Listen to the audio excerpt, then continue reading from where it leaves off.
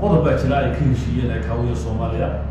qodobkaas waxa weeye qalab baa jira ay afduubtay oo ay Muqdisho ku rakibtay dowladda Soomaaliya qalabka markay rakibtay qalabka ilaa muddadu dhamaato oo ay kaawo waqtiga xilliga kala guurka 3 sano markay dhamaadaan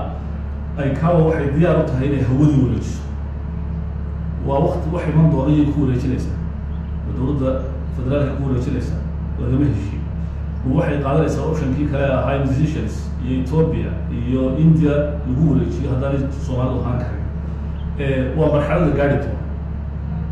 bisheelkeeda wuxuu ku yimid sida ay kaawo dhisto capacity-ga wasaaradaha iyo madaarada maxaan ku dhahdaa Puntland Somaliland iyo dowladda federaalka marka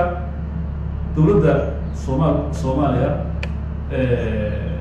waxay samaysay qalabkii loo waday Nairobi ay ku rakibtay sida la socotay xogta Muqdisho waa la isku khilaafay taas ay kaawiyo way isku khilaafeen waxay ka heshiiyeen wartaas wuu jira soo jeedin ay soo jeedisay maxaan ku dhahdaa dowladda federaalka Soomaaliya ah inay qalabkii dib ugu celiso gacanta ay kaawo laakiin aan laga rabin Muqdisho ay kaawo qayb ka mid ah xafiiskeedii Nairobi ay u soo rabto